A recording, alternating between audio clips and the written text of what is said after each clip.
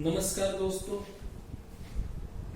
आज हम chapter number 6 की शुरुआत करने जा रहे हैं। चैप्टर नंबर 5 आपको विष्णु सर ने पढ़ाया है। अब मैं चैप्टर नंबर 6 स्टार्ट करने जा रहा हूं। जो आपकी एग्जाम होने वाली है इस महीने के अंत में, उसमें आपको टोटल 7 चैप्टर पूछे जाने वाले हैं। 5वां विष्णु सर चला रहे हैं, 6ठा मैं चला रहा हूं, 7वां फिर से विष्णु सर चलाएंगे। तो चैप्टर नंबर 6 का नाम है साझेदार की निवृत्ति या मृत्यु। तो स्टार्ट करते हैं दोस्तों। सबसे पहले प्रस्तावना समझाता हूं मैं। तो यदि आपको याद हो तो दोस्तों, साझेदार की निवृत्ति और मृत्यु वो किसका एक कारण है। तो आपको याद हो तो साझेदारी पुनर्गठन के 3 कारण थे। उसमें से ये तीसरा कारण है कि यदि कोई साझेदार पेढ़ी में से निवृत्त होता है या उसकी मृत्यु होती है तो उसे भी साझेदारी का पुनर्गठन कहा जाता है। तो ये जो चैप्टर है वो हमारा पुनर्गठन का तीसरा कारण है। पुनर्गठन का तीसरा कारण है। ओके, अब आगे बढ़ते हैं दोस्तों। जो पहला कारण था, पहला कारण पुनर्गठन का, तो उसमें आपको याद हो तो चालू साझेदार लाभ हानि का अनुपात बदलने का निश्चय करते थे। दूसरे कारण के अंदर नए साझेदार को हम प्रवेश देते हैं। और ये जो है तीसरा कारण, उसमें से जो साझेदार पेढ़ी में है उसमें से एक साझेदार कम होता है, मतलब वो निवृत्त हो जाता है या उसकी कोई कारण से मृत्यु होती है। तो प्रवेश और निवृत्ति में दोस्तों ज्यादा अंतर नहीं है। प्रवेश में 2 पुराने, एक नया आया तो 3 होंगे। निवृत्ति में 3 है, एक जाएगा तो 2 बचेंगे। तो प्रवेश के अंदर 2 है और 3 होंगे तो 2 को हम कहेंगे पुराने साझेदार और 3 होंगे उसको कहेंगे नए साझेदार। निवृत्ति में दोस्तों 3 है, उसको हम कहेंगे पुराने साझेदार। एक चला जाए उसके बाद जो 2 बचेंगे उसको हम कहेंगे चालू साझेदार। नए नहीं दोस्तों, याद रखना, चालू साझेदार कहेंगे। प्रवेश में जो आता है उसको लाभ मिलता है। जो थे यानी पुराने साझेदार वो त्याग करते हैं। निवृत्ति में जो जाएगा वो त्याग करेगा। जो रहेंगे मतलब चालू साझेदार, उन्हें लाभ मिलेगा। तो प्रवेश में हम त्याग की गणना करते हैं, उसी तरीके से यहां पे हमें लाभ की गणना करनी है। ओके, तो मैंने आपको दोस्तों ये प्रस्तावना समझाई।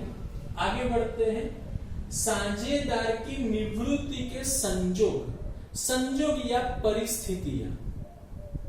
दोस्तों, निवृत्ति और मृत्यु दोनों एक ही शब्द है। तो अब आगे जब भी मैं उसका उल्लेख करूं तो दोनों वर्ड्स में साथ में ना बोलूं तो भी आपको समझ लेने का कि निवृत्ति के साथ मृत्यु भी है। बराबर, कई बार आपको सिर्फ एक ही शब्द देखने को मिलेगा। तो साझेदार पेढ़ी में से 2 परिस्थितियों के अधीन निवृत्त हो सकता है। पहला, भारतीय साझेदारी अधिनियम के अनुसार साझेदार पेढ़ी में से निवृत्त हो सकता है, और साझेदार अपने निजी कारणों से स्वैच्छिक निवृत्ति भी पेढ़ी में से ले सकता है। तो अब इनके बारे में डिटेल चर्चा करते हैं दोस्तों।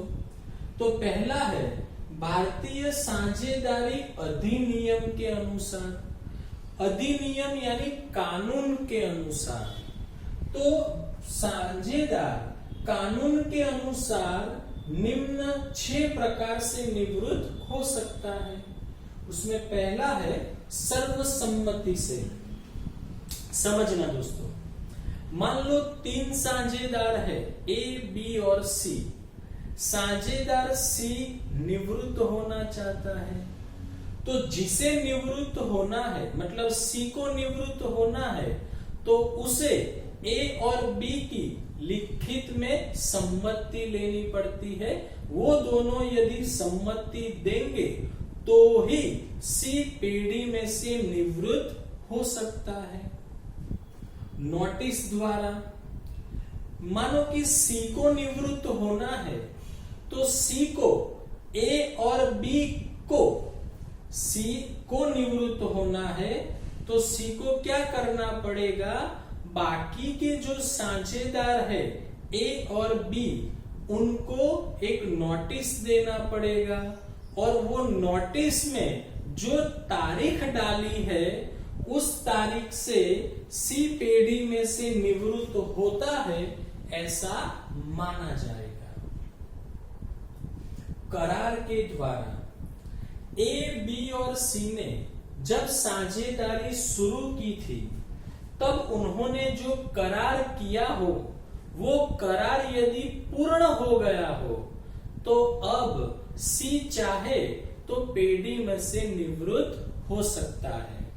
मानो कि जब इन तीनों ने साझेदारी स्टार्ट की थी, तब ऐसा एक करार किया था कि 10 साल के बाद जो भी साझेदार चाहे वो पेढ़ी में से निवृत्त हो पाएगा।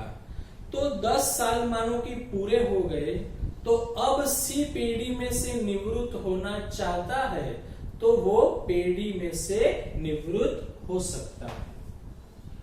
साझेदार का दिवालियापन, यदि मानो कि सी साझेदार को कोर्ट ने आज दिवालिया घोषित किया है, तो जिस दिन कोर्ट साझेदार को दिवालिया घोषित करती है, उसी दिन से वो पेढ़ी में से निवृत्त है, ऐसा माना जाएगा।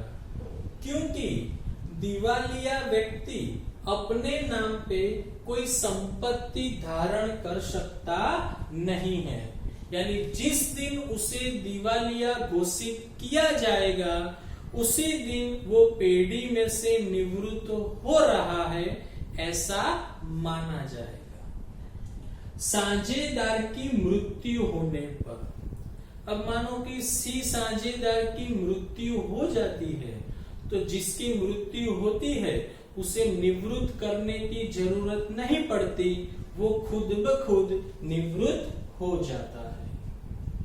अन्य साझेदारों के द्वारा मुक्त किया जाए, यदि सी साझेदार जानबूझ के पेढ़ी को हानि हो, पेढ़ी को नुकसान हो, ऐसे काम करता हो, तो बाकी के साझेदार ए और बी दोनों मिलके सी को पेढ़ी में से निवृत्त यानी मुक्त कर सकते हैं। पर ऐसा करने के लिए आपने जो साझेदारी करारनामा बनाया था, साझेदारी करारनामा चैप्टर नंबर 1 में करार पत्र जो बनाया था, उसमें इसका प्रावधान होना चाहिए कि यदि कोई साझेदार जानबूझ के पेढ़ी को नुकसान पहुंचाएगा, तो बाकी साझेदारों की सम्मति से उसे पेढ़ी में से मुक्त किया जाएगा। तो कानून के अनुसार, भारतीय कानून के नियम के अनुसार साझेदार पेढ़ी में से 6 प्रकार से निवृत्त हो सकता है। दूसरी परिस्थिति है साझेदार के निजी कारणों से स्वैच्छिक निवृत्ति। अच्छा, साझेदार अपने कोई भी निजी कारणों से भी पेढ़ी में से निवृत्त हो सकता है।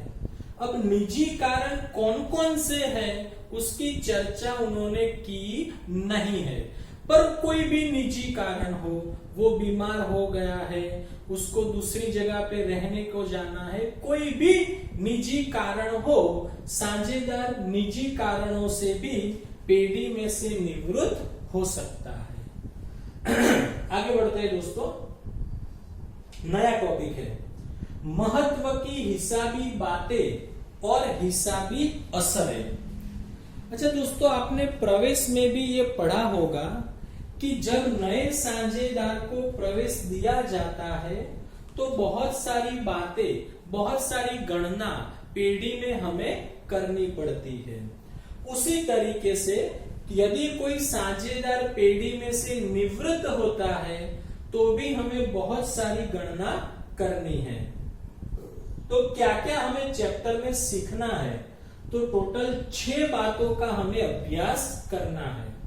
पहली बात कि यदि मानो कि 3 साझेदार है, सी निवृत्त होता है तो बाकी बचे 2 ए और बी, तो उनका हमें नया अनुपात लाना पड़ेगा और ए और बी को कितना लाभ मिलता है वो लाभ की भी गणना करनी पड़ेगी। तो मैंने लिखा है नंबर 1, लाभ हानि के नए अनुपात की और चालू रहने वाले साझेदारों को मिलने वाले लाभ के प्रमाण की गणना, नए अनुपात की गणना और लाभ के प्रमाण यानी लाभ के अनुपात की गणना। नंबर 2, यदि साझेदार चला जाता है, निवृत्त होता है, तो पेढ़ी की ख्याति की कीमत बदलती है, तो हमें ख्याति की नई कीमत तय करनी है और उसका पेढ़ी में लेखा करना है। तो नंबर 2 है ख्याति की रकम निश्चित करना और उसकी हिसाबी असर देना।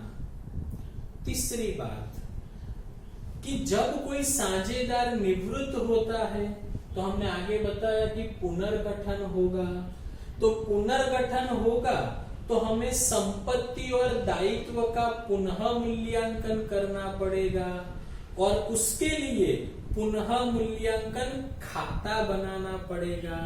तो ये भी हमने चौथे चैप्टर में सीखा था दोस्तों कि संपत्ति और दायित्व का पुनः मूल्यांकन करेंगे। चौथा वो भी हमने आगे चौथे चैप्टर में पढ़ा हुआ है कि जब भी पुनर्गठन होगा तब पेढ़ी की बही में यदि कोई भी अनामत या लाभ या हानि की शेष होगी तो उसे पुराने साझेदारों के बीच में पुराने अनुपात में बांट देना है। तो नंबर 4 है दोस्तों एकत्रित अनामत और हानि का वितरण करना है। नंबर 5, अच्छा जो दोस्तों साझेदार निवृत्त होगा, माना कि सी निवृत्त हो रहा है, तो सी की पेढ़ी में कितनी लेनी रकम है, पेढ़ी के अंदर सी की कितनी पूंजी है और कितनी रकम उसकी लेनी बनती है, वो रकम हमें निश्चित करनी पड़ेगी। तो निवृत्त होते या मृत्यु पाने वाले साझेदार की भुगतान पात्र रकम निश्चित करना कि उसको कितनी रकम चुकानी पड़ेगी। फिर नंबर 6, जो रकम हमने निश्चित की है, भुगतान पात्र रकम जो हमने तय की है, वो रकम हम निवृत्त साझेदार को या मृत्यु होने वाले साझेदार के सदस्यों को हम चुका देंगे, उसके जो अधिकार जिसके पास है उसको हम चुका देंगे। तो निवृत्त होते या मृत्यु पाने वाले साझेदार को उसकी लेनी रकम का भुगतान करना, पहले था भुगतान पात्र रकम निश्चित करना और छठा है रकम चुका देना। अब दोस्तों ये 6 बातों का हम पूरे चैप्टर में अध्ययन करेंगे। तो नए वीडियो में मैं नंबर 1 जो है उसके सवाल करवाऊंगा, तो अगले वीडियो में हम सवाल देखेंगे दोस्तों। ओके।